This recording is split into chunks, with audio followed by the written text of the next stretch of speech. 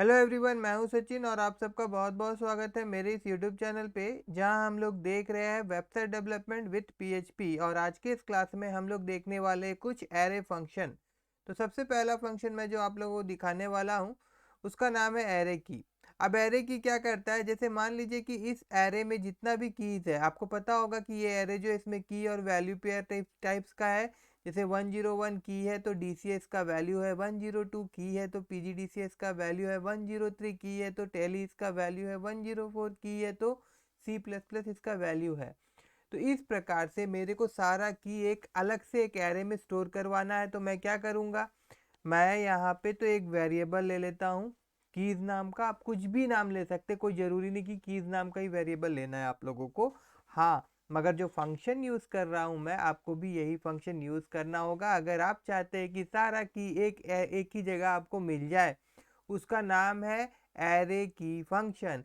Array की function में इस एरे को मैं पास कर दूंगा। इस एरे को मतलब कौन सा एरे, कोर्स नाम का जो एरे है। और उसके बाद यहाँ पे मैं लिखता हूँ प्रिंट आर, और यहाँ पे ये जो नया फंक्शन मैंने बनाया कीज नाम का, उसको मैं पास कर देता हूँ। और थोड़ा तरीका से ये दिखाई दे इसके लिए यहाँ पे मैं PRE टैग का यूज़ कर लेता हूँ। और अभी आप लोगों को मैं लेके जाऊँगा कहाँ पे, ब्राउज़र में। और उसके बाद मैं इसको रिफ्रेश कर दूँगा। तो देखिए यहाँ पे क्या हो रहा है, यहाँ पे सारा का सारा की मेरे को एक एरे में मिल जा रहा है।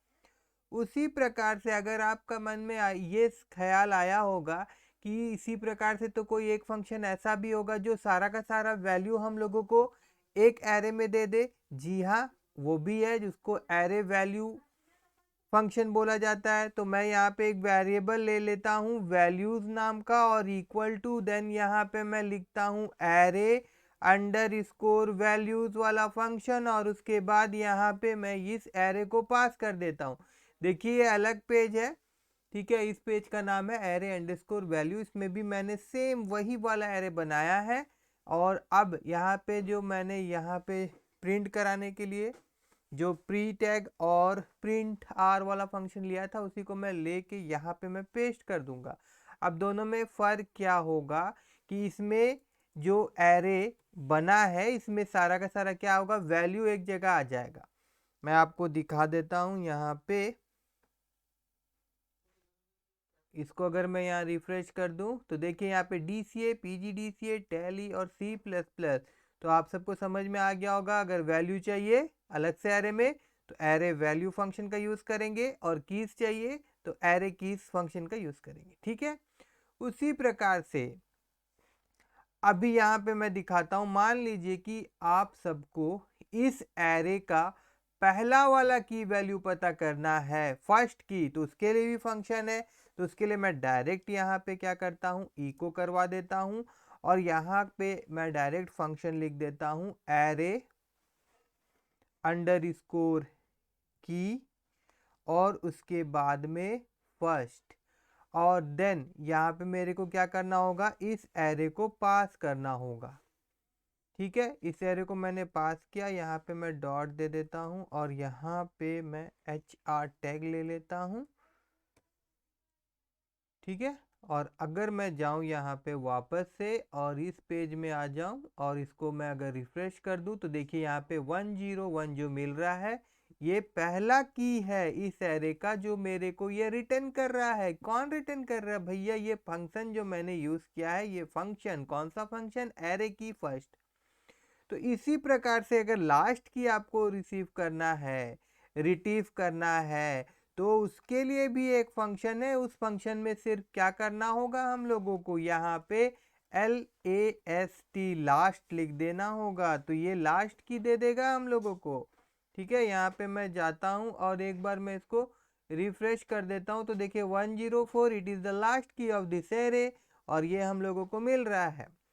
उसी प्रकार से और एक फंक्शन मैं दिखाना चाहता हूं। ये फंक्शन क्या करता है, मैं आपको दिखा देता हूं। पहले यहाँ पे अगर मैं लिख दूं एरे की एग्जिस्ट, EXITS, तो एरे की एग्जिस्ट से ही आप समझ गए होंगे कि ये कुछ चीज़ पता लगाने के लिए करता होगा। क्या पता लगाने के लिए करता होगा? जैसे कि मैं पर्टिकुलर कोई की खोज रहा हूँ और मैं जानना चाहता हूँ कि ये की इस एरे में अवेलेबल है या नहीं है, तो मैं array keys exist function use करूँगा। एरे की एग्जिस्ट में यहाँ पे सारा चीज़ तो मैं ठीक लिख रहा हूँ, शायद ये कीज होता है क्या? एग्जिस्ट का स्पेलिंग शायद यहाँ पे गलती लिख रहा हूँ मैं, एक मिनट।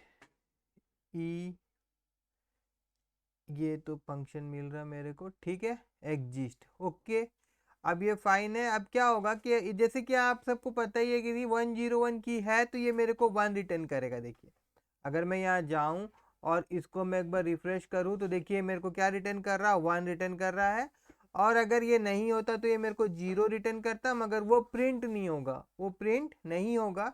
तो इस चीज़ को मैं कुछ इस प्रकार से कर सकता हूँ, जैसे कि ये सारा वैल्यू जो है अगर मैं इसको इफ़ में लिख दूँ, ऐसे करके इफ़ में मैं इसको डाल देता हूँ, ठीक है। और उसके बाद मैं यहाँ कर्ली ब्रैकेट ओपन कर देता हूँ एंड देन यहाँ पे मैं इको करवा देता हूँ और यहाँ पे मैं लिख देता हूँ की फाइंड, की अवेलेबल लिख देता हूँ मैं, तो AVA की फाइंड ही लिख देता हूँ, छोड़िए।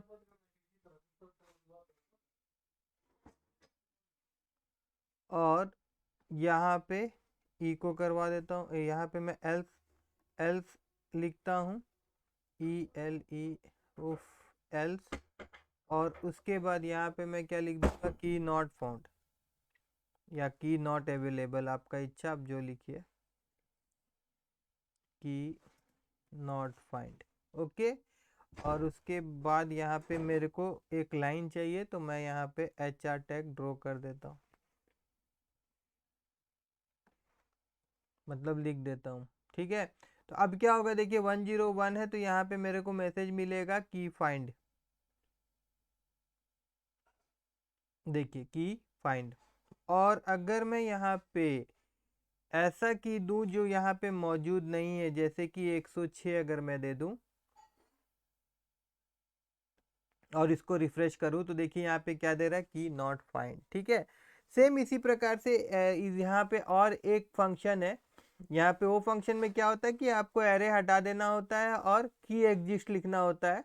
फंक्शन दोनों का फंक्शनलिटी जो है दोनों का सेम है, दोनों एक ही तरीका से काम करेगा। देखिए यहाँ पे बस वही है कि दो फंक्शन हमारे पास है, एक एरे की एग्जिस्ट और एक की एग्जिस्ट, ठीक है।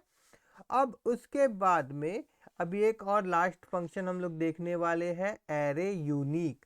अब एरे यूनिक क्या करता है, जैसे कि एक बार मैं दिखा देता हूँ। यहाँ पे देखिए कि इस एरे को अगर मैं ना लूँ, इस एरे को